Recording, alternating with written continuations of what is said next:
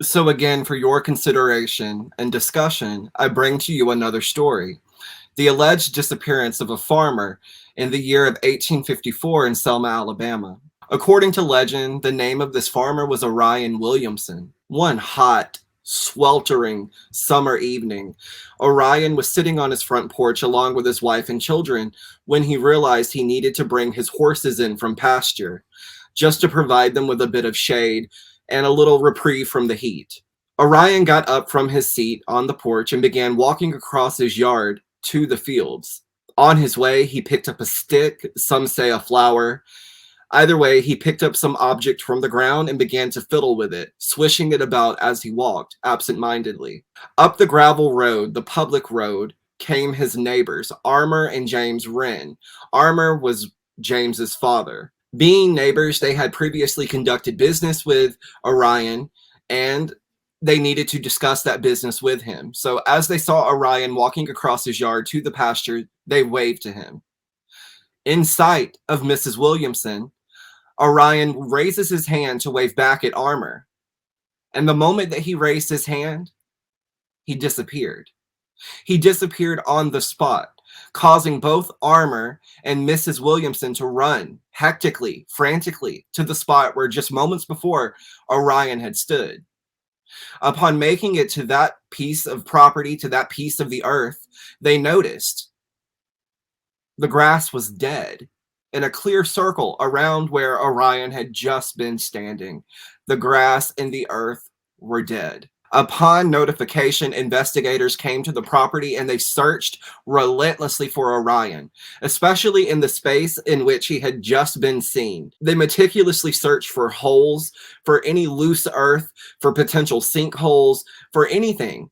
And yet, they found nothing but solid earth, solid bedrock. The ground was not hollow beneath the farm. Men from the town, men from the communities in the surrounding area came and helped Miss Williamson in her search. It is said that 300 men searched the farm for Orion, and nothing was ever found. It is said that Miss Williamson lost her reasoning and lost her sound mind due to the following nights after Orion's disappearance. Both Miss Williamson and the children heard Orion desperately calling for help.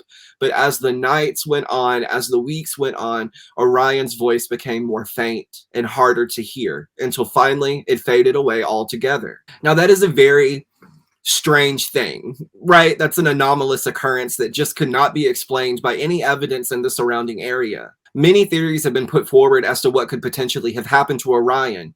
People say that he could have stepped into an alternate dimension, or he stepped into some type of resonant field that completely rent his matter asunder. But I'm thinking it's just a genius work of fiction that is still told to this day.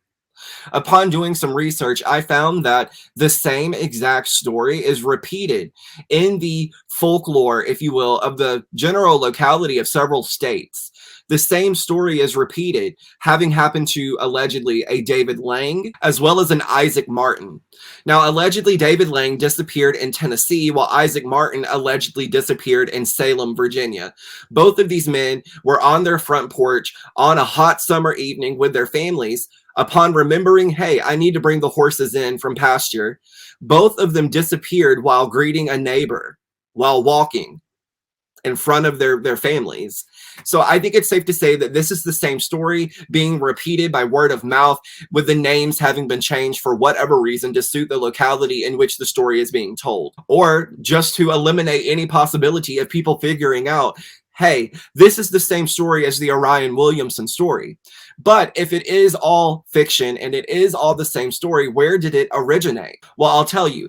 It apparently originated with Ambrose Bierce. Now, I have several books on folklore, mythology, and the occult and the esoteric in my surrounding area in the South. And let me tell you, in each and every one of these books, the Orion Williamson case is mentioned. And in these books, it mentions that Ambrose Bierce, the famous author, heard of the story of the disappearance of Orion Williamson and then decided to report on it.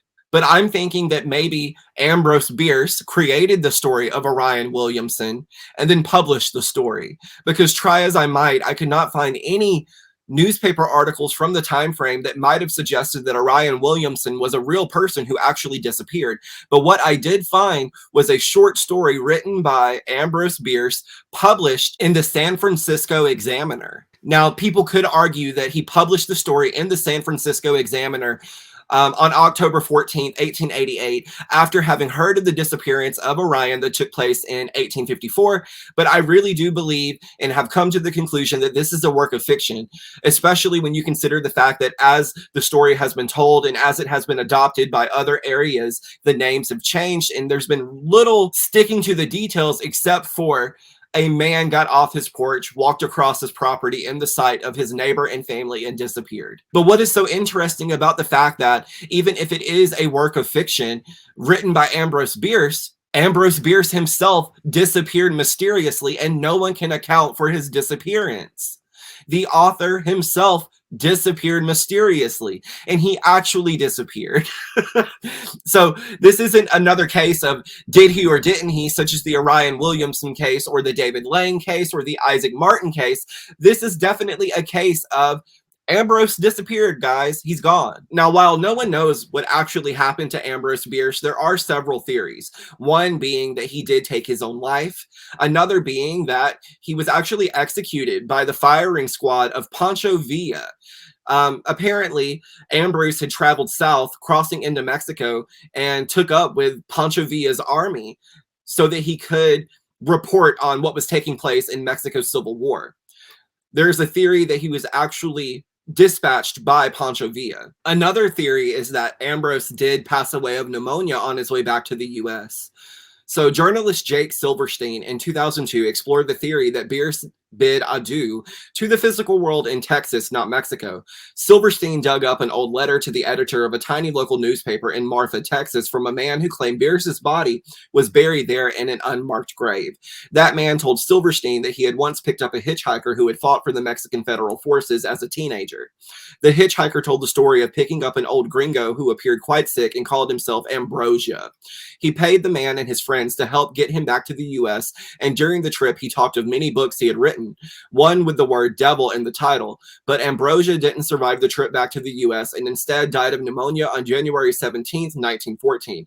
His body buried in an unmarked grave in Marfa, Texas. It's possible that the man who called himself Ambrosia was actually Ambrose Bierce. Now, there's actually a more superstitious, esoteric, foolish theory, if you will, and that theory is that Ambrose Bierce is actually still alive. The oldest person ever whose age was independently verified is Jean Calment, 1875 of 1997, of France, who lived to the age of 122 years old and 164 days.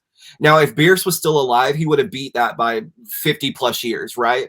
So I think it's safe to say that Ambrose is not still alive, but it's still a shame that such an illustrious author of the historic South, no one knows what happened to Ambrose Bierce.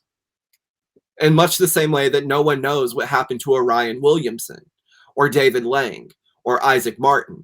Now, something else that I thought was mighty curious is that there's another story of a disappearance, this time having taken place in Quincy, Illinois.